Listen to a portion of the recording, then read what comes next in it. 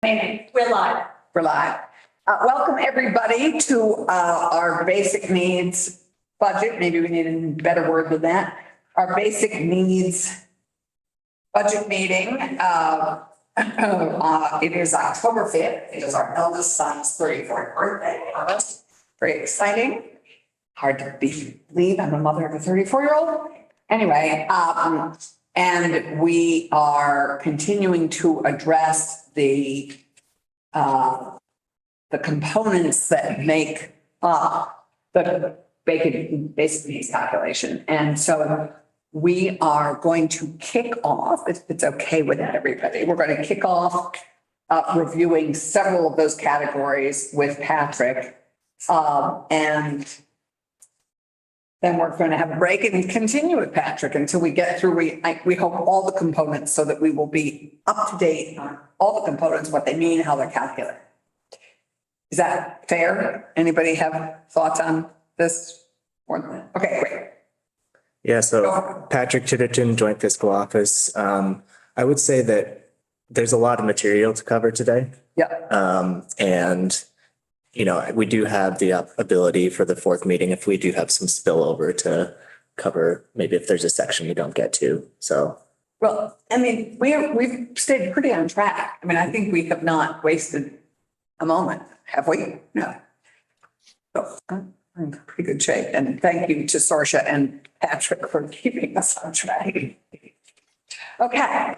So, we are going to mostly talk about components today, but we're going to take a slight detour from that first, given some requests that were made on a little bit extra digging on some demographics questions. So specifically about two adult households without children and how that sort of breaks down between two people who are either married or their partners and whether they're living as roommates, essentially. So this first slide here is just to sort of run you through my process of elimination as I was getting to this. So we're using the 2021 5-year community survey. We had to use this survey as opposed to the census, specifically because the census doesn't ask the same information on earnings that the longer form ACS does. So just to start, we're knocking out all of the households that have more than two people, less than two people. We're knocking out all the households that have children, right? So this is going to be anyone between the ages of 18 and 64. And so. And 64 is because you're assuming 12 at 60. Well, once they hit 60, so 64 is included, but once you hit 65, you know, that's sort of the retirement age. Sort of. Or longer, but yeah, well, that's when Social Security starts for regular claimants. So from there, so that knocks out a lot of the sample, right? We're able to really get down to just those two adult households that were within our specific age range and earning below a combined $75,000 in wages and salary per year. So for a married couple, makes sense. Like it's one income pool, right? But what I had to do here was actually combine those salaries and earnings of those two people who are living as roommates. So when I say 75,000, it means both of those roommates' earnings, right? so it's really like on this. No, it's them combined. So if you were to have it, it would be two people who are living with their friend making, I guess between the two of them, it'd be like $37,000 a piece. Okay. And so from there, there are variables available in the data set to get to marital status, and they actually do count the number of couples living in a household. So if we're able to determine that there are no couples living in a household and there's two people there, sort of reductive reasoning, we get to that's two people living together as roommates. So what I found was that there's about 25,000 households in these specific criteria ranges that are living either as partners or spouses. And then a smaller number, about 5,000 who are living as roommates. And I'll caveat that just by saying, I mean, of course, there's going to be households where you got 3 roommates or 4 roommates, but for this particular question, we're just looking at 2. Can you remind me, what is the total number of households that we have to say, like, what was the percentage of these numbers of people represent? Do you remember? So we have about 225,000 households. And I will say, so before we had looked at this bucket of people without accounting for income or age or things like that. And both of these figures are about 25% of that bigger number. So when we add all those people making above that income threshold, when we add all the people over 65, this is about a quarter for both of these categories. So they came down somewhat proportionally. 25,000 is a lot less than 400. There's about 100,000 married and cohabitating Okay. households. That's not too bad. So 25,000 is 11% of all households. It's pretty small. And it's surprisingly small of the number of people who are a twosome either. I mean, it's only, Yeah, and it's very small. there's the More than I thought. This is probably, and this population is probably a little bit sort of, you have them bunched on either end of the spectrum. You've got your younger couples, and then you have your older empty nesters. So they might have kids, but they've since moved out of the house and are adults now. So just below, I think you kind of see that in the average age that are in these households. Yeah. Look at that. So, it does skew a little bit higher for those married households, and then lower for the single house or the roommate households. So just so we understand this fully, totally in Vermont, there are about 225,000 households. Of that, about 100,000 are coupled in some capacity, and 25,000 are coupled, are Are not 65 and above, and they're earning less in combined income of 75,000 below. either married or cohabiting. So it's a very small, it's a smaller number than I think we would all have expected. Yeah, and I'll just remind everyone again, this is specifically two roommates living together. There are, of course, other, I think just from personal experience living in Boston, I never had fewer than two roommates. And I think that's a quite common configuration, especially in more urban settings and apartments. So what did you say about income and age related to demographics? Do you have a sense of that? Of the population as a whole. Of the group that's in this household configuration? So here, it's going to be agreeing between the ages. So if there's Age, right. 18 and 64 Yeah, inclusive, right. and then combined earnings. So combined wages and salaries. This is not combined income, which can include passive income like dividends, interest. This is purely salary. Yeah, this is just earnings.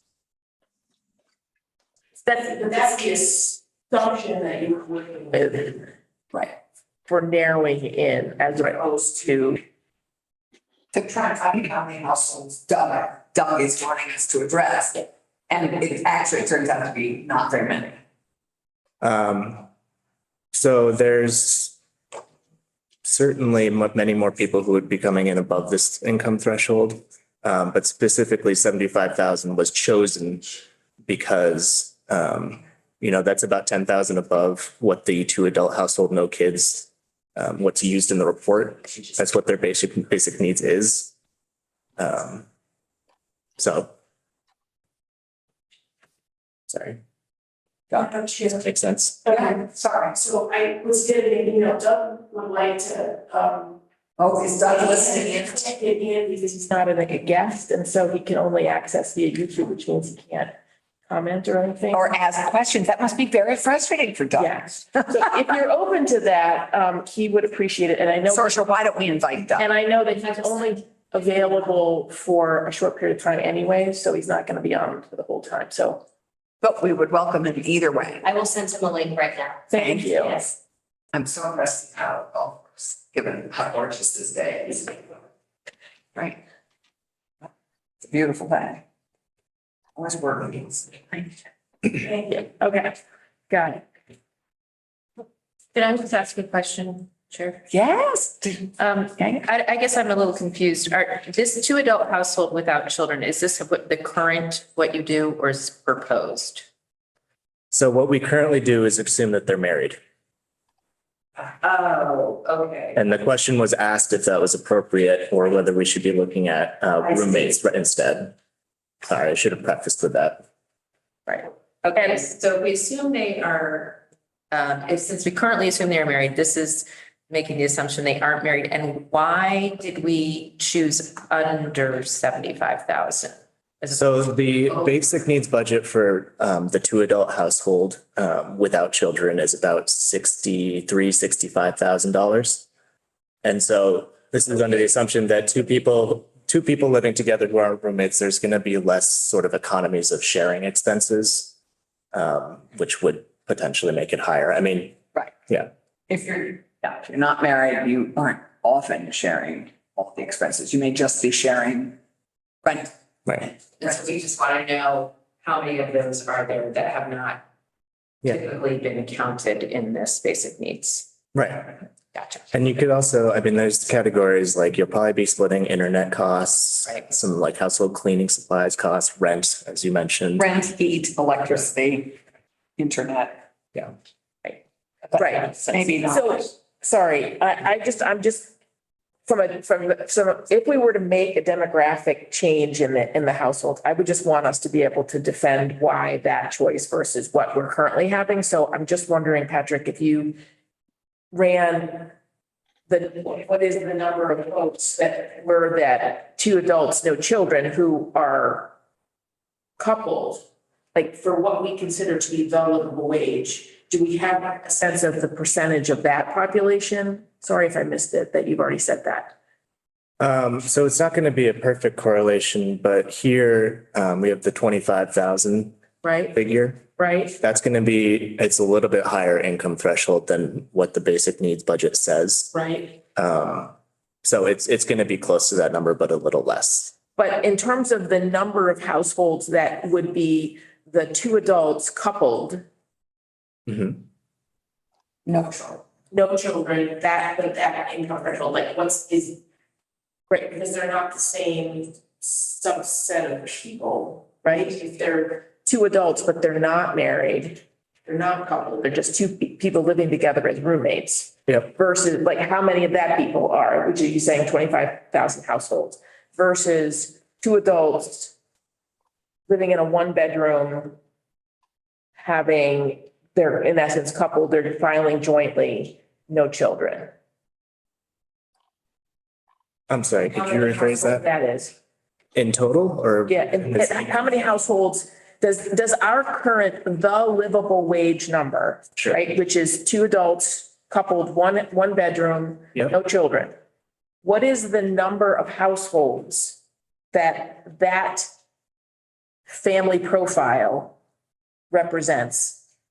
So that we can, because part of this is comparing, So are you asking for what the total number of households who are living either married or cohabitating is? but without children, ages 18 to 64. So basically the same demographic and the same income, but they're in a one bedroom because they're presumably in a one bedroom because they're a couple versus two people that are just in a roommate situation, thus they have two bedrooms. So I think what these numbers show are what you're asking, and I'm sorry if I'm not understanding. So all of these parameters, that you see on this page here apply to both of those households that we're looking at there. She's asking about dwelling size. Dwelling size. And that's not pulled in here, right? That's not pulled in here. I mean, we could look at it.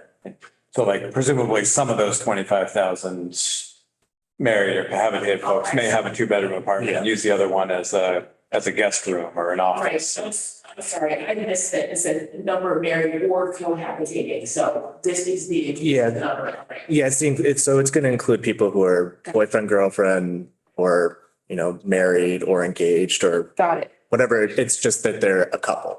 So I guess because the main differential between the assumptions that go into creating the livable wage is really a one bedroom versus two bedroom, Yes, right? there's going to, Apparently. And maybe a little bit more on food because they're not sharing everything like you said, and they might not be sharing everything in the same way. So that wage number would be a bit higher. Yeah, that and also there's going to be some tax implications. Yeah, there- Like, you'll have to file as single rather than married. So the reason I'm raising this for the committee is just simply to say, like, at some point in this process, if not today, then the next meeting, we're gonna have to decide whether these household configurations, these family types are what we want to put forward as the recommended family types going forward. Right. One of the questions is going to be, on this one in particular, does it matter to us if they're like, where do we stand with this cohabitating? So like, in essence, 2 bedrooms or a married couple where it's 1 bedroom? Because right now it is based on 1 bedroom. So, Right? but what matters to me is that this is a very small number of people out of 100,000 people. The total universe here is 100,000 people. This is only 25,000 that fall under this, Right. Understood. Assumption. But this is but because, that's our challenge. well, but. Do we it- change something It could on it? also indicate that we may or may not want to say what is the livable wage, because then the livable wage is based on, in essence, less than 10% of the population. Right? That's what this is ultimately trying to get. This is, I mean, correct me if I'm wrong, but I think we're going down this path because Doug suggested that we might want that assuming marriage was not an assumption we shouldn't make or that we should visit. And so we're visiting it. Right. And what the data is that I think Patrick's sharing with us is that it's actually a very small number of people. Right. In the universe of what we're talking about. Is that? So if Pardon me if I'm- I may just offer, I mean, so first of all, this is a sample, right? Yes. It's not going to be perfect, but we're talking about, in a sense, 100% of this particular population. So yeah, I just want to put forward, like, there's about 225,000 households, right? But really, which ones are we trying to talk about here? So the target households are going to be so yeah, it's about 10%, right? But really, it's going to be a greater proportion of the households that we really want to be talking about, which, looking at the basic needs budget, I think the highest budget among all the configurations is a little bit under 100,000. So, I mean, you're going to be capturing a good slice of the population there, but That's fair. Yeah. And I, sorry. No, go ahead. Yeah, and I'm also thinking just as far as if we're talking about, potentially slotting one in or the married cohabitating versus people with a roommate. Some ways it seems like the married or cohabitating, that's a distinct, relative to the basic needs. If you're married, the basic need would be maybe living in the 1 bedroom, right? It would be nice to have a guest room, nice to have these other components. But with the living with the roommate, looking into that, I would almost see that as more a candidate for replacing the single living alone, just from the standpoint, I think what Patrick was saying, when you're living in Boston or when I was living in Burlington, I had 3 other roommates, I think more the norm, and have that. And then I think, it's kind of when you then graduate up, if you will, or have more spending money. I'm an introvert. I love living alone. When I could move to a studio from there, that felt like a big step up from the basic needs of living with 4 roommates together. But so I think I more would just maybe put that forward, not saying we should necessarily change to single or change any of it all. But if there was a candidate, I think I would be leaving the people in a relationship together as one of the households we look at, and maybe slotting out the single living alone for a roommate situation. Miss Elizabeth. Do we assume that households are rentals? yes, Yes, we do for this. yes. Although For everything. the majority, more people own than rent. Right. In Vermont, 72% or I don't something. have data. Very high. But you just can't handle the data because of all the changes in towns and the different rates and all that. So, yeah. I know, I just was asking. Yeah. I think, but we have a very high ownership rate in this state. So the 225,000 households that we're talking about are renters? No, That's that's total, that's including both. Okay. And one thing I'll just offer as you're talking about this, I think that there can be some distinction here between, what the official livable sort of branded livable wage is, that one number that you often see with this, and, having these different family configurations, right? I mean, it's entirely within your purview to say, we would like to add this, or as you maybe were suggesting, swap out something like the single living alone with this. Although I will note, I actually just stumbled on a report that you wrote, I thought a while ago with Deb Brighton and others that said that the portion of people living alone has been increasing over time. Yeah, absolutely. But that tends to be more on the high end. I mean, that's because Vermont is the highest proportion of baby boomers. And so it. Yeah. Yeah, but it's people who represent, I'm stunned at how many older women in particular are still living alone. which Oh, is- absolutely. Yeah, no, that was my point there. I mean, I think as we age, a lot more people are living alone.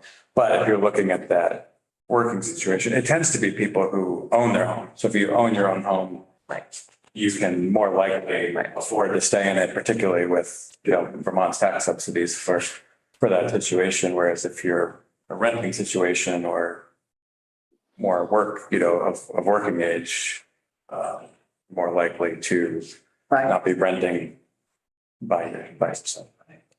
Why don't you finish this section? And I just want to, I- Rich Westman has his hand raised. Sorry, Rich, do you have a comment? Yeah, I have a comment. Sorry, I can't, there's no way to see you here. Oh, now I see you. Yeah. Doesn't that my comment is pretty simple. If you're a renter, your rent goes up every year. If you're a homeowner that is in a fixed mortgage, that's a 20 or a 30-year mortgage, your mortgage is set going forward. So the variables for renters is much higher than anyone else.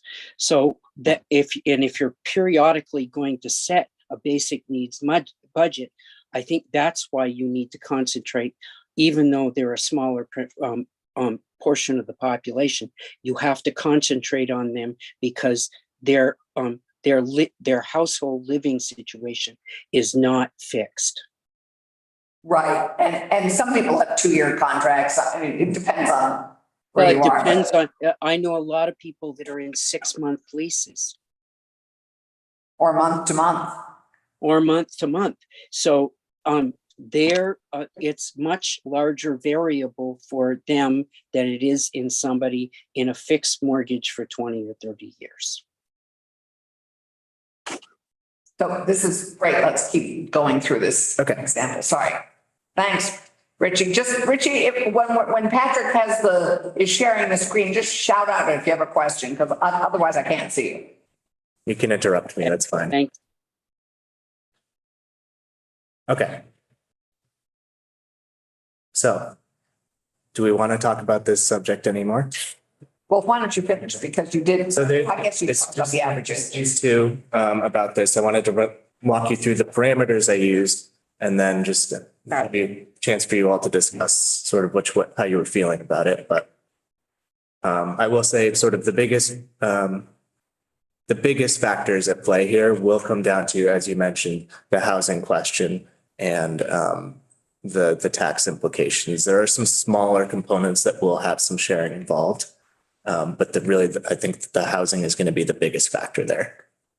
I mean, what housing configuration they are in. Yeah, whether it's a 1 or a 2 bedroom. Got it. Yeah. And we're at the end of this. Does anybody have any other thoughts? Because I know Sean had sort of put a pin in maybe exchanging single parent with 2 children, let's say, maybe instead doing 2 adults cohabiting or something. That's something to consider. Yeah, I put forth actually the single person living alone, replacing that with the cohabiting. There's still so many people. There's so many, but I think you'd argue if you're talking basic needs, it's not as basic of a need.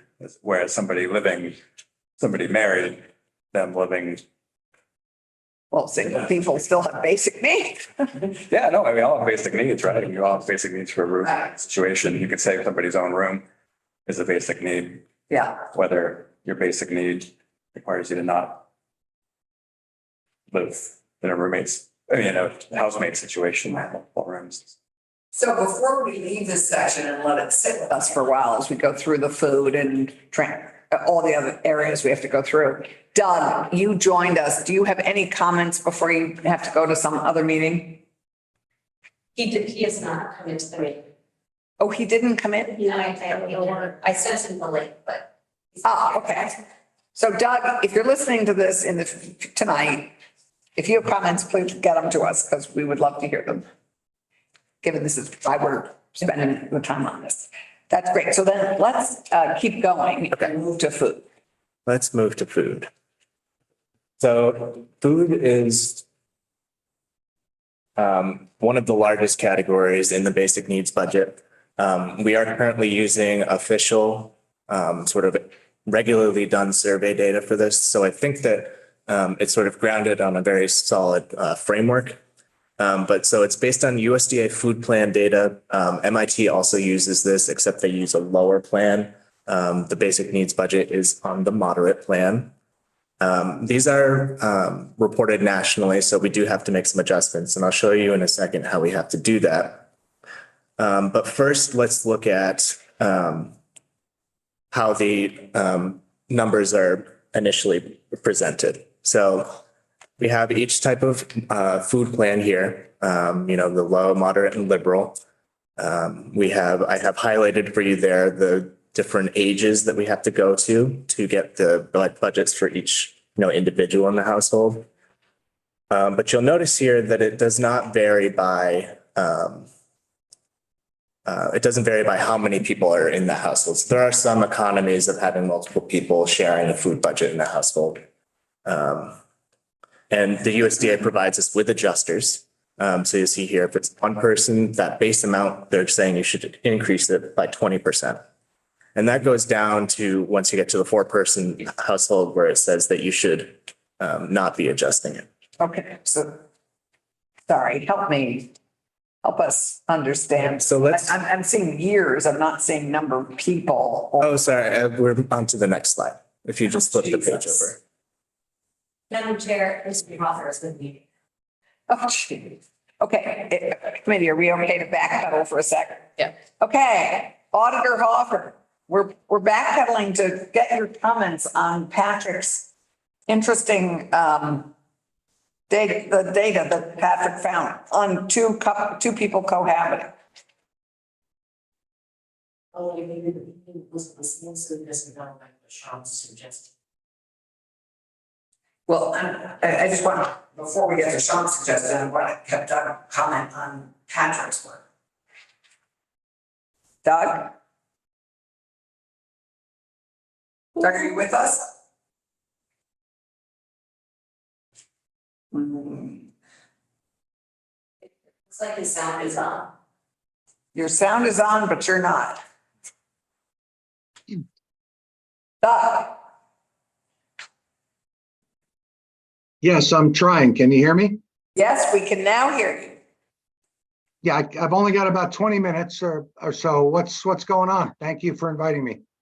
Oh, well, Patrick, sorry, and maybe we will let you catch up all the line. Patrick just presented, Patrick just took about 15 minutes presenting data he worked on in response to your question and interest in exploring basic needs of two adults in a household cohabiting without children.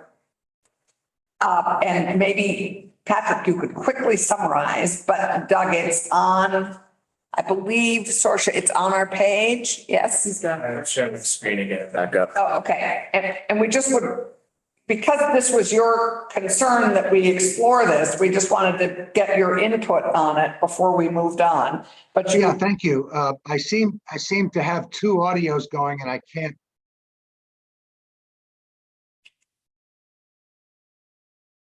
I can't. Yeah. Thank. Are you okay? Yeah, no, I appreciate that. I appreciate that. I seem to have two audios going and I can't get rid of one of them. Okay, but it's not Hear me. affecting our ability to hear you in a very single stream. Okay, good. So my quick comment, I think we discussed in passing at the last meeting, which is what Pat and his team did is a good start. But without going into the level of detail required, He did. He's done some further work, which is what we would have just been looking at for the last 20 minutes. I think. Can I just quickly? Yeah, Patrick, why don't you? Can I quickly tell you the parameters that I looked at? Yes, go for it. So I had to use the American Community Survey, is the 2021 5-year. There were some variables that are not available on the regular census. So I had to use this particular survey to get at this population. I removed all households that had less than 2 adults and more than 2 adults. So that all households with children were removed also. We're looking at specifically households that are earning a combined wage and salary of $75,000 and below. So that's about $10,000 above what the current 2-person, no kids basic needs budget is. And so we're gradually removing a lot of these households. We've also removed people living in group quarters. And then the marital status variables and the number of couples counted in the household. We're able to sort this population into 2 buckets, which, are you able to see my screen by any chance? Do we still have Doug? No. It's just. Okay, so Okay, then I would suggest we keep going and Doug can catch I'll up. just say the last numbers, I'm happy to talk with the auditor. But overall, from that process, we got to about 25,000 households that are either married or cohabitating. So we're assuming 1 bedroom. And then there's about 5,000 households that, are not a couple households. So we would consider them to be roommates. And this is only the population earning below 75,000, non-couples. We've removed people age 65 and older. And, of course, there are roommate households that have 3 or 4 roommates living together. So this is just the 2-person households. But that's about 5,000. Which is pretty small.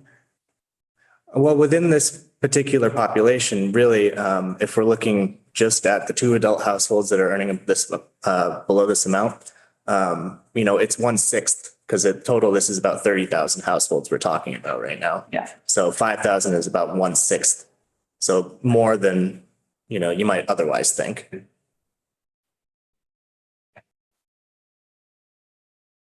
Great. I would suggest we Okay. go back to where we were with the food and then we'll catch up. Doug, if you're listening, Patrick's going to give you a ring and catch up. Sure. So these were the budgets, right? The food plan costs. We talked about how it's not differentiated by household size. We have those adjusters that you then apply to the budget for that particular individual, provided by the USDA. But then there's something that we have to do because these numbers are national. We have to then adjust them to better reflect Vermont. And what we do for that is we take this household, what are they spending on food nationally, according to the CES? And then we look at the Northeast region and say, what are they spending on food, right?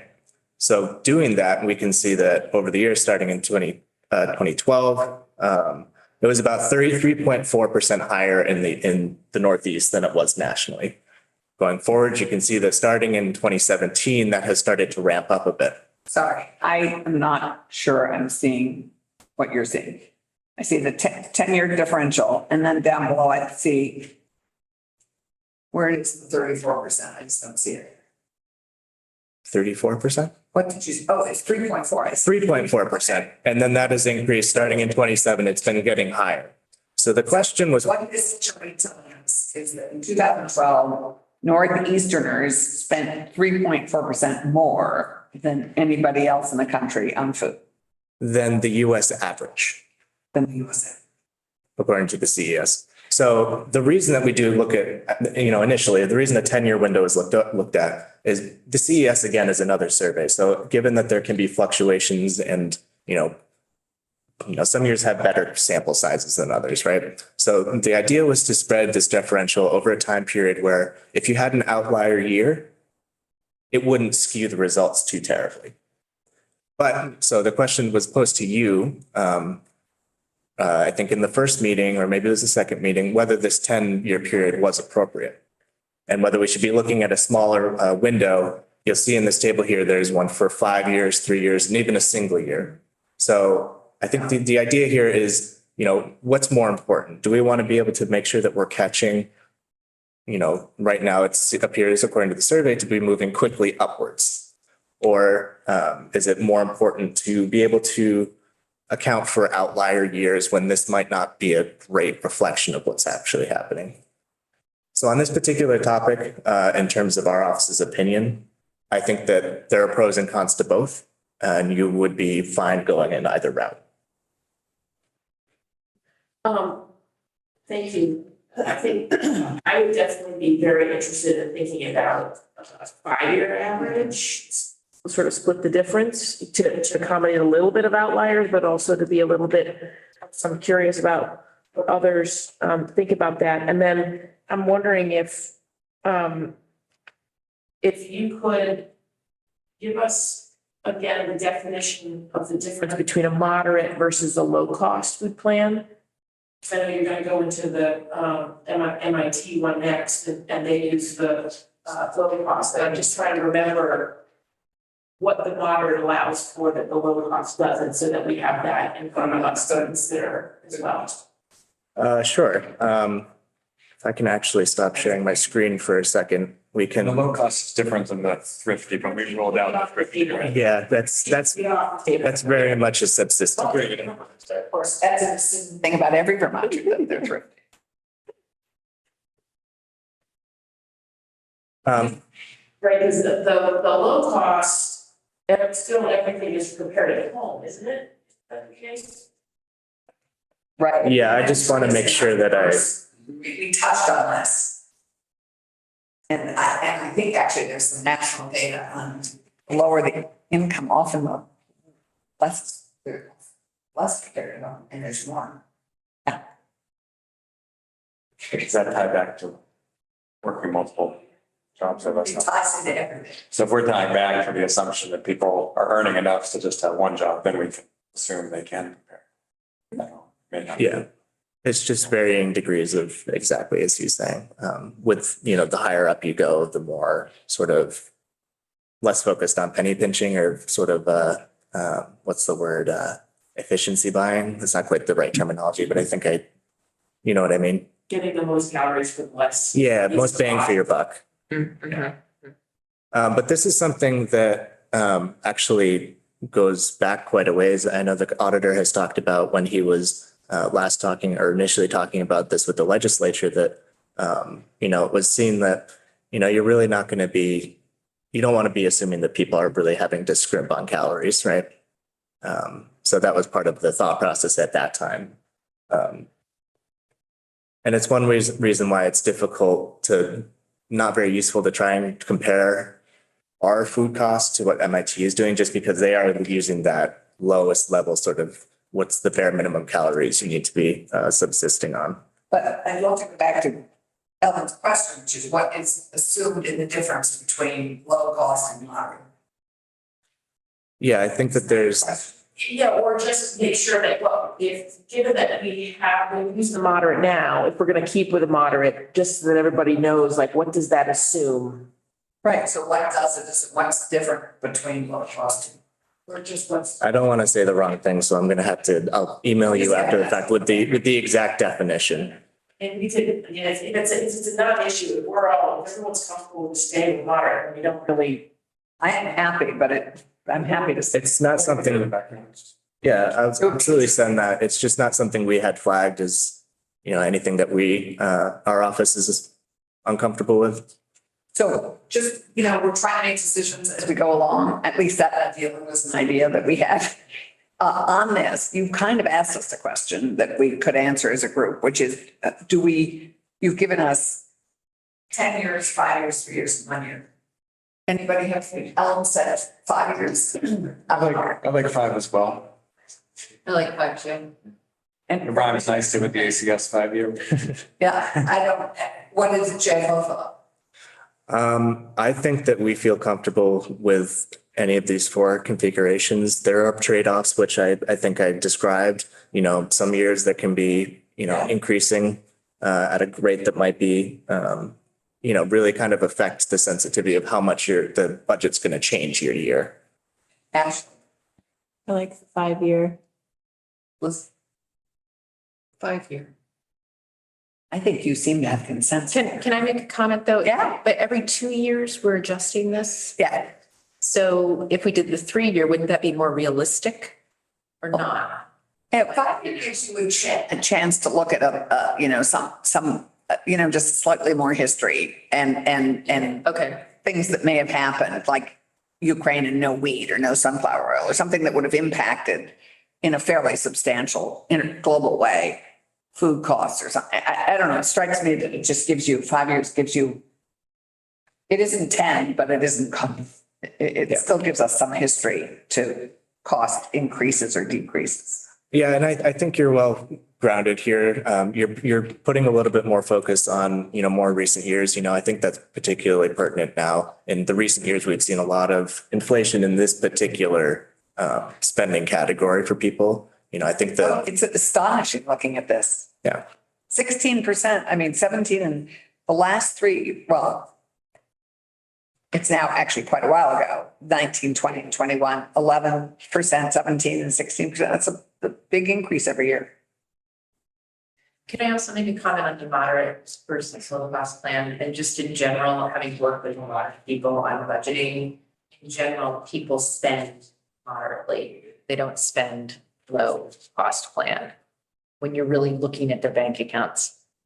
So I think we should stick with moderate. I think we should too, because it is, the whole purpose of the basic needs budget is what does it cost to live a decent life? Yeah, at a minimum, yeah. I agree. I would not change it. But Liz, when you're doing those meetings with people, and what's your sense of moderate? What does moderate include that? Well, it's more, I use the USDA food numbers to say, for a family to be eating properly, the moderate one aligns with what I actually see people spending on food. So if I'm plugging something in to say, this is I have a special budget that basically says your must-haves, right? And so your must-haves are food, right? And so I use the moderate number as you have to have at least this much money to eat as your family of four for this amount. I don't use the low cost because it's simply not reflective of what really people are doing when they come to the grocery. That's helpful. Anybody else wanting to change it from moderate? I think that's another decision. Have done 2 decisions in a minute, 5 years and moderate. I think is that okay with you, Ashley? Great. Okay. So this slide is really just for comparison purposes. Like I said, the MIT uses the thrifty, that lowest sort of subsistence budget. I don't think that that's probably what's most appropriate in the context of what this report is meant to cover. But they also use a similar method where they're adjusting regionally using the same kind of, type of method that we are. Their 8% is based on a report that's kind of old at this point. And it doesn't look like they update it as regularly as we do. But they're at 8%. And if we're going to 5%, just for context, that would put our adjustment there at about 12.5%. So it would then be a little bit higher, but as we just discussed, I think that you've thought through why you might want to do that. Madam Chair, the auditor. Auditor. Yes, hello. Hi. First, Hi.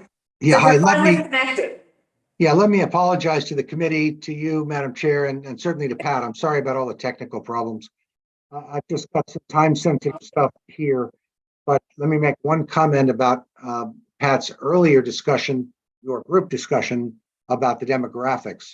I know Pat did everything he could with the available data, which is the ACS, which is a great resource for almost everything. But here, it doesn't allow you to do the next level of analysis, which I think we need, which is to slice and dice by income. As he said, he broke it off at 75, but we're talking about people who are making, at least the hypothetical is 30, 35. So it's very different. And I hope you will withhold judgment on that until we can see about getting someone to use the flat files from the 2020 census, which requires a level of expertise that I don't have. I don't think even Tom Cabet has it, maybe one of his colleagues or somebody at UVM, but it's what we've got from Pat is limited, it seems to me, in terms of its usefulness, because it doesn't include income. And I only say this, as I've said for years now, because I'm concerned that the official livable wage is based on what I think is an inappropriate assumption about the demographic, the household composition, and their living quarters. It's really important because the housing makes such a difference in the final number. That's all. So I'm sorry to interrupt and to cause the bother before. Forgive me. You're not. Thank you. We will weigh that as we return and discuss it. But I think, Patrick, I'm appreciative of Patrick's at least beginning work on this, and it may not have been as in-depth. And Sean has a comment. Doug, on the 30, 35 versus 75 actually is, Patrick said, so 30, 35 is per person, right? So the 70, 75 that Patrick had was for that 2-person household. So I think as he was saying when he explained it to us, he went up a little higher than that, but it's It would be 60. It's not order of magnitude. Yeah. Right. You went up $10,000. Yeah. Thanks, Doug. Okay, thank you. Okay, let's go back to food. To MIT page. Yes. So I actually think that we're probably good on this page. It really is just sort of to ground you in sort of the comparison there. And, we've already talked about this first point here on this slide. So the first point we've talked about, the second point. So we do assume that single adult households, the adult in that household is female. What you can do, though, is we can average the costs between male and female. I think that makes more sense. It's certainly possible. I mean, Do we have census data from the 2020 census about how many single households are male and or female? yeah, when we saw, there's a slide in the demographics analysis that I brought. It shows, I think there's about the majority of single households where there are children, that it very heavily skews towards women. But the breakdown between male and female where there are no kids, that is much more of an even split. Then I would be interested in averaging that because women need a lot less than men generally. And it would be more representative to average that. Anybody feel, how do people feel? Yeah. And just for consistency's sake, I would suggest that we do the same thing for all single adult households. Great. Yeah. Okay. Perfect. So you have successfully gotten through the first component we're talking about today. Man, we've made 3 decisions. Yes. I'm sorry to drag us back to the first one, but I just have a really quick question. Yeah, of course.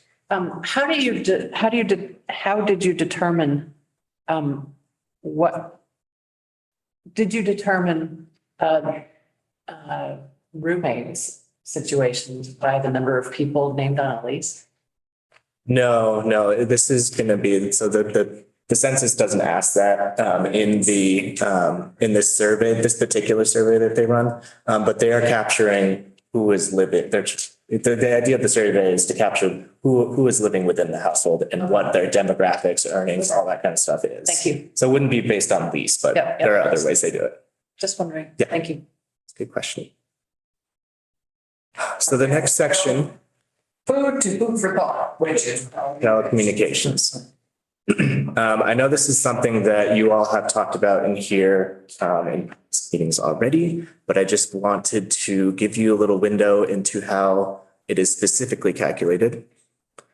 So we go to the consumer expenditure survey for this particular category. It includes expenses for telephone, cable, internet, cell phone, or some combination of these services. And, you know, our office, we use the 3404 table, which is per person. So that this is assuming a single person household, but, you know, obviously we're going to make assumptions when we increase that to maybe 2 adults, which I'll show you on a slide coming up. But you see in the table here, we target that 40 to 49,000 spending bucket for those particular buckets you see there. Household operations wedged somewhere in there is the cost of having internet access. So we have, I'll just go to the next slide. I was gonna say, you don't have TV or phone here. I mean, TV or internet on these options. I mean, you have, So household operations is assumed to include TV and internet? I believe, so just internet's gonna be in there. TV is in a separate category. where is that? Well, if you have internet, you have TV. No, well, yeah, but you didn't used to, and some of us still don't. I mean, well, I guess we all do. Anyway, you're right. Well, but so the other thing is also, when you set up your cable package with your provider, most typically you're gonna end up with internet access through that cable provider. So it's kind of a bundled piece there. Bundling. So there's a question that was raised about whether it's appropriate to assume some kind of mix between landline access or cell phone access, or a mixture of the two. You know, 20 years ago, it was much more like, well, you pretty much only had a landline, right? It's only really since more recently that cell phones have really eclipsed all other forms. Sad. But we have this survey that the CDC conducts. I believe they do it. It's in the vein, the reason they're doing it is something to do with, you know, how people access medical services and the availability to access them. But they do it for every state, and it shows, the survey shows who's relying on what. So 68% in the most recent survey were relying solely on cell phones. 21% were solely on landlines, and then 10% had some combination of the two in Vermont. So there is, according to the survey, still a mix, but something, you know, it could be worth discussing if you wanted to. Do you want to assume that they have a landline? I'm just curious, around this table, who keeps both? Because we're screwed if we have an RIV and have no power for weeks on it, and the whole area has no power. My children tell me that that's foolish. I could always go somewhere else and get power and plug in and have a phone. But, you know, it's driving, that just didn't happen. So, Well, the only way that my cell phone works at the house is through Wi-Fi. yeah, so that's the other problem, is cellular service. So a lot of people, yeah, I had somebody yesterday say, make sure you call me back on my landline because I don't get cell service at home. So there are bunches of people like that. I think Vermont has more, and this is just a gut, so there are 3 out of, and the 4 of you all just do cell phone? You too? Well, you're young. You and Ashley, yeah. Despite my age, I only use cell phone. So that's, yeah, that's amazing. I think it depends on where you live. I think it depends on where you live and what you've lived through. Because I think snowstorm, I mean, I have lived through so much lousy weather, which means you have no electricity for quite a period of time. That, you know, that it just makes me wary of getting rid of my landline. So it sounds like it's, and Sorsha could be the key vote that is. You have both, or do you just sell? I will say at least, so we have Comcast and the only way to get internet is to have a landline. Our landline is not plugged in. I could not tell you what my landline number is, But you have one because of the bundle. but we like technically have one, yeah. Got it. So can I ask a question about these percentages? Yeah. So we're asking do we want to, because there are 21% of the people who only use the landline, which is presumably the people over age 65. That's what I think. She's not 65. I know, but there are people who don't, or it's, do we really have that bad cell service still, which we might, that people have to have landline? Yeah, I use So both. it's a combination. Yeah. So I think we can add those together. I think, Liz, you're right. It's really 31%. There is still liability for landlines of 31%. So, Richie, I'm so sorry. No, there's no problem. I was in Craftsbury last night and I drove through 3 towns with no cell service. Yeah, exactly. So I think it's important that we keep still a landline option there and do both. And how do people feel? Well, my feeling is, yes, we should do that, but the cost of a cell phone is so much higher than a landline. It is. I don't, So the cost differential. Yeah. So actually, if we come to this next slide, we'll see exactly what you're saying now. Okay. so, but the interesting thing for people, does the cost of the cell phone outweigh the ability to be available to job seeker, to people who are looking, if you're looking for work or, there are so many things that make it you more available to people if you have a cell phone and you're not at home. Well, also, So it's a valuable. number of people for whom a cell phone precludes use of the computer. Or not precludes. Or maybe they use their cell phone as, That's what I mean. yeah. Yes. And I think, there's the other, not to put too much of a monkey wrench with conflating all of our decisions. We're making good decisions, but I know we also have that fork in the road about what to do about the rural versus urban Yep. split. If we were to keep them, which, there's the pros and cons, I'm not too keeping it, but if we were to keep that split, I think you would definitely want to have landline on the rural side of the ledger. Yeah. The urban side, you could probably make an argument for it not being there, but You'd be amazed at the urban areas that don't have very good cell phone. yeah, that's part of the It could problem. maybe- What we call, right, the way they define urban and how we go for that. Yeah. Is the reason.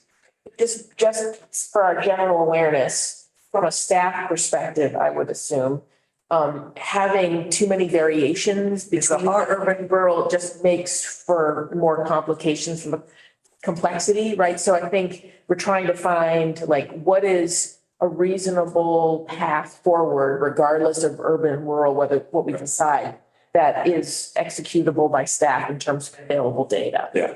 What makes the most sense? Right. And so I think for sure, in this day and age, to not include cell cost, nobody would believe us. To be clear, they are included. Right, as is. right. You just apply this weighted average based on the CDC survey data to apportion that. Okay, why don't we keep going because we aren't at the decision point. One more comment. Yeah. If only 10% rely on a combination of the two, the reality is you really only need one, a landline or a cell phone. So the vast majority of people have One or the other. one or the other. So is there a number that can reflect the basic need, which is the average between a landline and a cell phone or something like that? And Are you saying you already calculate that your number because you do apply the weighted average to the dollar figures? Is that what? That's exactly right. So we apply a weighted average to those 3 numbers you see in that table there. Okay. So under the 40,000 to 49,000, right next to that are the weights that we're using to get to that weighted average. And if you have an eagle eye, you'll notice that it adds up to 99%. The reason for that is there is in the survey 1% who have neither. Right, yeah. But so that's where we're incorporating both by applying these percentages and doing a weighted average. So to capture it sort of on the whole there. Okay. Okay. So you've already, these were bullets really meant to sort of promote conversation. I think you've already covered both of these points. Yes to the first question and yes, I guess. Okay. Oh, and sorry, I said this too. Is the reason you chose the 40 to 49 instead of the 30 to 39? Is this household? So did you tick it up above one person? Yeah, it's just a tick above. Kind of split the difference between the one person and two person. It's not quite to split the difference between the one and two person, because what we end up doing is it's really a per person number. So if you have two people in a household, we're gonna take the amount spent on either landline or cell phone and double that. But you're gonna be splitting your internet coverage because you don't need two internet subscriptions at home. Okay, that makes sense. So it's kind of scaled up that way, which is a little bit different than how it's approached in some other components, but those are really like, you only need one internet subscription, but you need two phones. Yeah, two people. I can kill for internet at $55. It's like, really? That's ridiculously low. Yeah. We're getting up to 30 a month now. We just gotta jump every year to be back from Comcast to over to the whatever Consolidated changed their name to lately. We flipped. Consolidated is. Fairpoint, or it was Fairpoint and then it was Consolidated. It was- So anyway, you gotta flip because they all offer that like 2-year teaser rate. So you get the 25, 30 You're bucks, kidding. You get internet for $55? $30. You figured out how to game the system. Our bill yesterday was so high. I said to Oliver, I can't believe how high this bill is. Okay. Sean is going to tutor us after this meeting. I'm like, decrease the committee's internet costs. Okay. So I wanted to show you telecommunications because a question about it was raised. But it sounds like we're comfortable with it as is, with using the CDC survey data. Everybody okay with it? Okay, I think so. And you're okay with it? we're comfortable with it. Yes. But either comfortable is different from okay. We're good with it. That one is a relatively simple That's it. for us to. Should we do housing before we take a break? I was just going to pose the question if you wanted to or not. We are at the agenda's scheduled break. I realize that, but we're also, given the various things that have happened to us, maybe not on track with subject matter, maybe. Well, so for this section, the methodology for this section is pretty straightforward and simple. We have a very good data source that we use, and it's sort of delineated in ways that make it easy to assign it to different family configurations. The only thing I will say is I'm not sure, because it's a very large spending category, you may have some discussion about it. Right. Well, how about you present it and then begin to. So we mentioned this before, but we use the U.S. Department of Housing and Urban Development fair market rent values, which are the 40th percentile rent in a given market. They survey by county across the U.S. So each county in Vermont is being surveyed for, and they do it based on rent renewal rates. So you go to sign a new lease, this is what the fair market for 40th percentile rate is going to be. They have 5 different types: efficiency, which are studios, we do not use in this report. 1 bedroom, which is for either, all the no kids configurations. And then 2 bedroom, which we use for all of the kid configurations. Utilities are included in these fair market rents. We estimate it to be about 15% of that monthly housing cost. And so this is what the cost for the 1 and 2 bedrooms looks like across the different counties. Like I said, 1 bedroom for single, married houses without children. Oh, this is 2023? Yes, this is what was used in the last report, I believe. Either that or, I'm sorry. Either that or when Yeah. it is the 40th percentile. So it's not going to be the median. It's going to be below the median. But what is charged for rent doesn't, Yes, it does depend on your income sometimes, but so you're looking at what? The 40%? If you live at the 40% of the median income, what? Not necessarily. So they'll take the survey of all the rents in a county, or not all the rents, but they'll do a sample size. And they will take, from that sample, they'll be able to figure out what's in the 40th percentile of the distribution of rents in that area. So, Not necessarily income, distribution of rents in that area. So you could be making $500,000 a year and you could be living in something that you're renting in the 40th percentile, technically. It's not tied to income in that way. You probably wouldn't, but it's technically possible. is that saying 40% of the bedrooms are 947 or less? Or am I totally saying that wrong? Yes. I think that's what, 40% of the one bedroom. Or 947 or less, and then 60% are higher than that. Yeah, and that's so 947, that's in Addison. You can see that if we move down going to the Burlington area, that increases to about, what's that, 1250 per month. And then 2 bedrooms. So again, it's not going to be your average rent. It is a little bit. 40%. Yeah, it's 40%. No, I, So in the auditor's memo from last time, I'm not quite sure exactly what he was rating, but he flagged this 40th percentile. He says, the basic budget assumes rental housing, which is not average, as most county homes, we've been, you know. Second, FFR in the 40%. Percentile, and the annual HUD survey doesn't even include new units, so it is very conservative and not average. I'm just wondering So what we're raising. that was in response to a question that was written into the report, asking whether we think it's appropriate to be using average costs. I see. And that is something that does come up when we're talking about consumer expenditure survey data. But what he's raising and what he raises in some of these other sections is that is not average cost, what we're talking about when we talk about the 40th percentile. That's a real thing, not an average of what people are spending. It's an average of the rents offered. But it's a 40th percentile of the rents offered. And the reason for the 40th percentile as the choice versus say median, what's the thinking on that? Well, so HUD collects this data and it's used it's one of their voucher programs that I'm forgetting the name for. But they use this to determine what the voucher is. I see. And so it's not the median. I mean, it's a little bit below, but at the 40th percentile, the thinking is that should still be, I mean, you wouldn't want to be living at something in the 1 percentile, right? Sean, There's going to be a big span between those two ends of the spectrum there. So it's not to say that this 40th percentile is substandard or inadequate. You know, it's used to determine adequate housing for these voucher programs. They're not putting people in worst type of housing.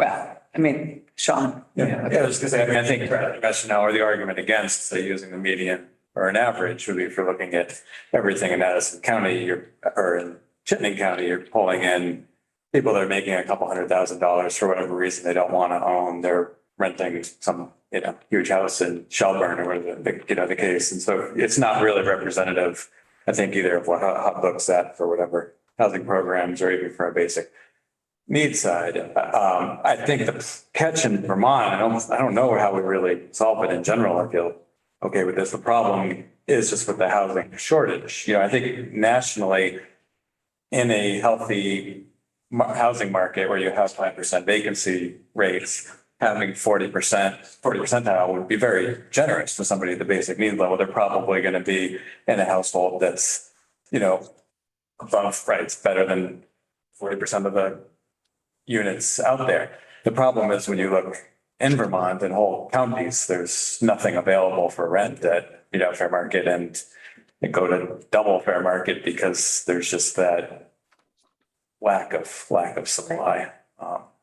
I would say that actually is still pretty national. Yeah, Liz. So here you're also saying, you just said this because it's not in the actual breakdown of the budget, that includes heat and electricity and and water? Yeah, it's estimated that about 15% is for utilities. Okay, and then I still don't quite understand the value of using this when 70% of people are homeowners and paying more. Like, what does this tell us? How does this help us get a real number? The report does assume that all of these family configurations are renters. I know. So this is trying to get at what the new like new release or renewal rate that are being offered by landlords are in a given county. Does that make, am I not answering the question? Well, I mean, I guess this all goes back to why are we doing this? What is this report for, right? So if it were for me looking to say, I'm gonna move to Vermont, what do I need to make, right? This wouldn't be accurate if I wanted to become a homeowner because I have to pay for my own electricity and heat and I see. property taxes and all of that. So I'm wondering if there's any way that we could also, I mean, this would be more complicated, but find some sort of average of homeowner costs and have that be somewhere in this budget that states add X% if you wanted to be a homeowner. Because it's more expensive to, I'm guessing, the housing is more expensive when you own, or maybe I'm wrong. Not necessarily. Right, so My maybe mortgage- this is the equivalent of owning too. I don't know. Yeah, offline, I'll tell you my mortgage is and what we get for that. You do very well as a homeowner. Well, you do very well as a homeowner when you bought a house like I did in 2000. That's very different from buying a house today, right? Where house prices are a lot more expensive. Correct. I don't have a house cost because my mortgage is done. So like, I'm not a good example of this, but if I were to be, the purpose of this report might be to get more people to move to Vermont. That could be a piece of it, right? Gives a better sense. And if renting is really not what people are doing in Vermont, it might not be an accurate picture. There might be some adjustment that needs to be stated somewhere that says homeowner costs add X% to housing. Just a suggestion. I think what we might consider, I mean, I think that's an interesting question. I think, who are we doing this for and how do we expect it will be used? I was at a party in Shelburne on Tuesday night and somebody who's been watching our meetings suggested actually that we create a calculator so that people who want to know could put in their figures and find out what they need to earn to live X, Y, or Z or to do X, Y, or Z. And for employers, how much they need to raise the wage. He said what would be much more useful is to have numbers that are in that means if you put your numbers and your assumptions in, you could actually come out with a number that was meaningful. He said, you need a calculator, not a budget. So I thought, so I think this is part of what we're discussing is how do we want this applied? How do we want, all of the above is, I think, part of what we're talking about. Is how can we make this more useful? Who's using it currently? How can we make it more useful? And how can we make it accurate for both, definitely we're trying to do it for renters, but maybe it's time to introduce a homeowner.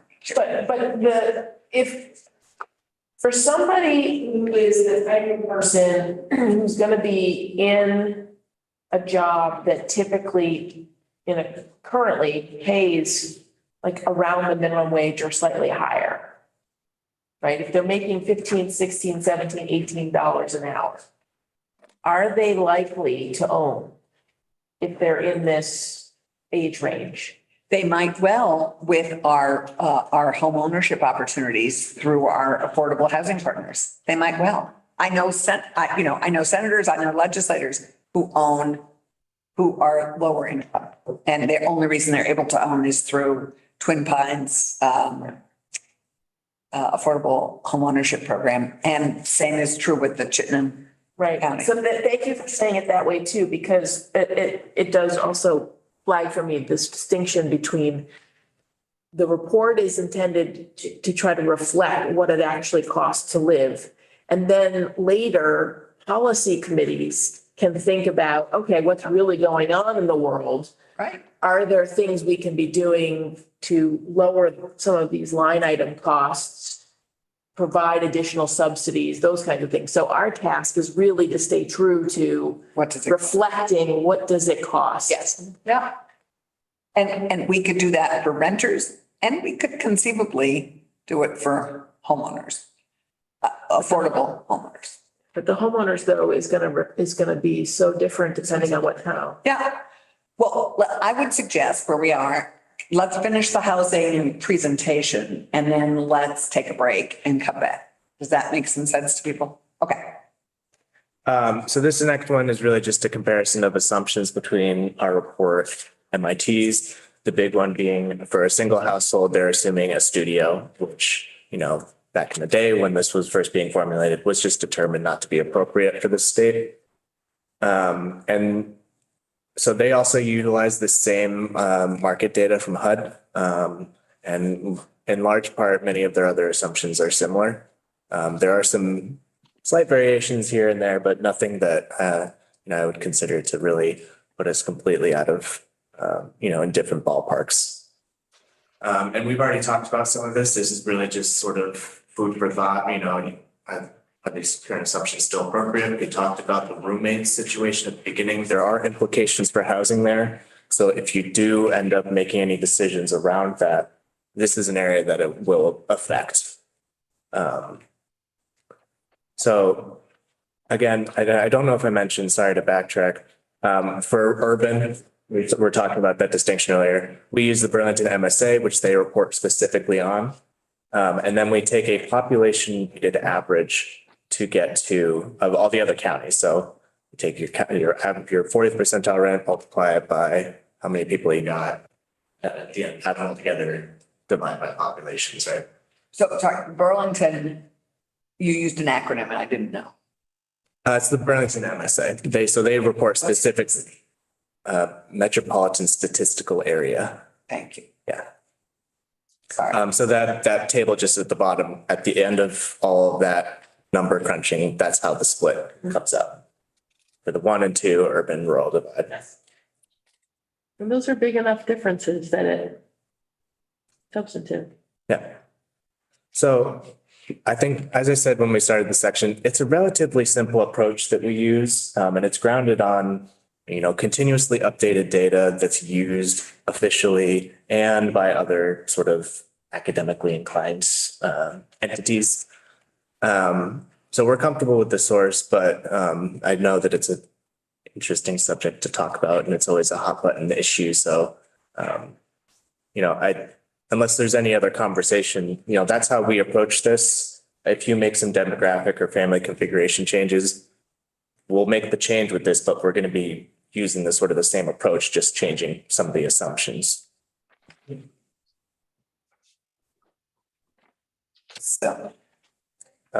So that brings us to the end of housing. There's never an end to housing. Sorry, did you just answer this when we were talking about the Chittenden piece as to why Chittenden County isn't in the housing? Because we use, so Chittenden County is what is used for urban, right? Right, but it's not here. It's. Oh, I see. It's down here. Yeah. Okay. Yeah. Got it. But it would be interesting to see it here too. Oh, well, I guess we just have to extrapolate and say it's right. It's even more than Windsor County. Okay, great. Any questions before we take a break? We'll come back because then we're gonna march on. So any housing questions? Ready to go? Okay. So why don't we take a break, and come back at about 3:05? Is that okay? Yep.